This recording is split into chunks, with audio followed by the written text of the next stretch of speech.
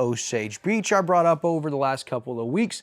I got an agenda a few weeks ago, and it said something about Anglers Outpost Lodge and a Chapter 100 bond with $13 million set to be funded. I asked some questions, and that initial reading of that was set to be June 5th at the Board of Aldermen meeting for the city of Osage Beach. So they had such a big meeting that just took place Tuesday, which was the day we recorded the show, but it was scheduled for Tuesday because June 19th is a national holiday when the meeting would normally take place. But it was such a big meeting on Tuesday night that I got a special agenda for a meeting that took place Monday, and it was just an executive session. Notice is given that the agenda includes a roll call vote to close the meeting as allowed by Missouri Constitution Section 610.021, Clause legal actions, causes of action or litigation involving a public governmental body and any confidential or privileged communications. I just thought that sounded suspicious, reached out, and I'd already had my questions in regards to, hey, how did the meeting go in regards to the first reading of the Anglers Outpost Lodge? And I asked about that special meeting on Monday on the 16th. I also asked about, hey, there were 7 different appointments in the agenda from the mayor for different things. You had the 7 appointments included people to the TIF Commission, people to the Special Road District. And so I just thought, man, there's a lot going on, including that Anglers Outpost Lodge. Yeah, and this is the one that involves like a $13 million thing they're trying to work out with this. There's a lot of money involved in that thing. Ton of money. Yeah. And so, as I said, it was on the agenda for the 5th. So the 5th meeting, it ended up being tabled. And it was interesting because the first person to speak at the June 5th meeting was Lee Schumann with the Osage Beach Special Road District, and he asked to have it tabled, saying, hey, we only meet every 3 weeks, the 3rd Wednesday of the month, and the Bill 2448, the Anglers Outpost project, is going to be something we would like to discuss. As one of the property tax collecting entities, we do not think this first reading should take place. We could be for this project, but we've got questions and we think this is way too quick. That's how the meeting opened up. Then the first alderman to speak at the meeting was Alderman Bob Osteen, and he wanted to table it. He had questions and concerns, and he said he looks at everything from a worst case scenario. He said there's a lot of worst case scenarios with this. There was some great dialogue back and forth between him and City Attorney Cole Bradbury, as well as Mark, trying to get this guy's name, but he was with Gilmore and Bow, apparently bond counsel to the city, and it seemed like him and Cole Bradbury had basically everything figured out, and they were ready to go through with the first reading. Well, not only did Bob Osteen have pushback on that, but so did Alderman Hoffman and Alderman Collins, and even Alderman Morose seemed to not know enough about this, but did want to support this. Alderman Osteen mentioned a table the first reason or motion. It was met with a second from Alderman Hoffman, and there were more nays, including Alderman Collins, and the only 2 yeses that I can confirm were Alderman Rucker and Alderman Morose. And Alderman Rucker, he was ready to vote through and also had massive pushback towards Alderman Osteen. He said, hey, this is the way government works. This is a weird time for you to be questioning the process of a first and second reading. And I thought that between Alderman Kevin Rucker and Bob Osteen, it was healthy dialogue.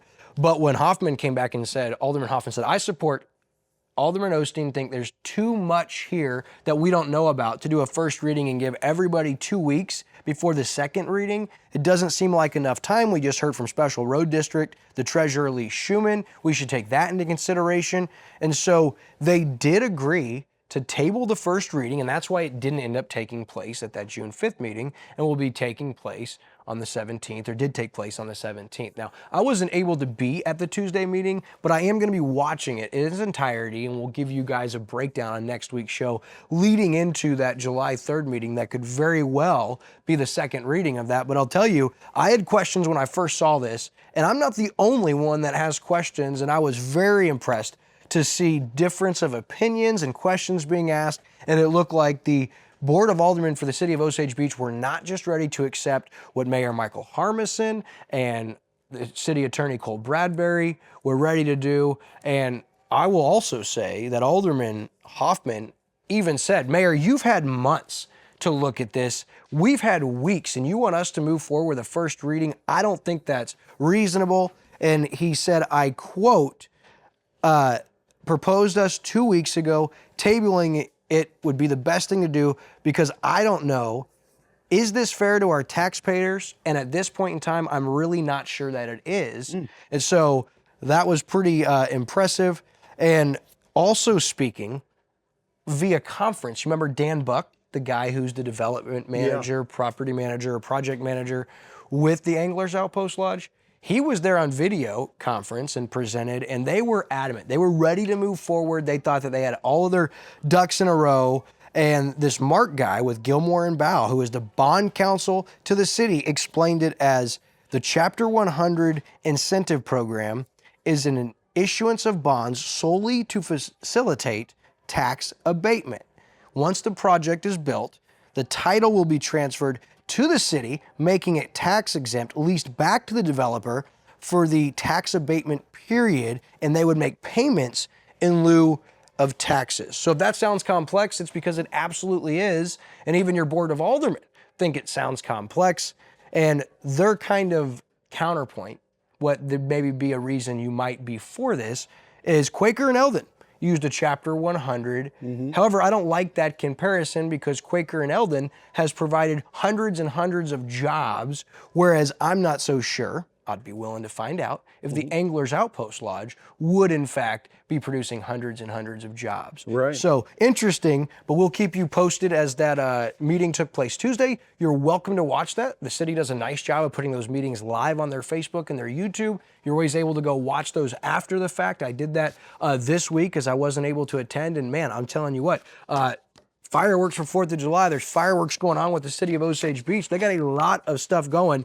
And that's before I even bring up on the agenda, there were 8 unfinished business, A through G, ordinance for the city of Osage Beach, approval project 2, Arrowhead Center TIF plan. Second reading for numerous different approval projects with Arrowhead Center TIF plan. So that is something we'll have to look into, but lots and lots going on within the city of Osage Beach. Yeah, I'm kind of impressed though with the aldermen, the way they're, if they have questions, that they're not just, falling in line and being railroaded into doing something they're not sure is going to be good. I mean, $13 million for the city of Osage is a big deal. This could really hurt you for decades, or it can really help you if it's a good thing for decades. So it's good that they're slowing it down. Let's take a look at that and let's make sure this is a good thing. I kind of reminds me of what they did with the mall a few years ago. Remember, they were like, wait a minute, we're not sure this is going to work out to our, advantage. It's going to be good for the city, and they shut it down. A lot of people didn't like that, but it was probably wise for the city at that point to do that. It's a good thing that they're taking the time to look at this. I mean, again, there's a lot of money on the line, a lot of tax money there. Yeah, I would give credit to Alderman Hoffman and Alderman Osteen because, it wasn't real popular. They had the developer, they had the bond, they had the city attorney, they had the mayor, all 4 and ready to go through with this first reading. And they said, hey, on behalf of our constituents, on behalf of the taxpayers, we should look closer at this. And I say thank you. Yeah. On behalf of the people in Osage Beach, thank you, Alderman Osteen, thank you, Alderman Hoffman. Yeah, and if it is a good deal, great. Figure all that out and move forward, but don't rush it through without everybody know what's going on. So many times politicians now just say, I don't know anything about it, but hey, you say it's okay, so let's go. Hey, that's not the way to do it, right? That's right.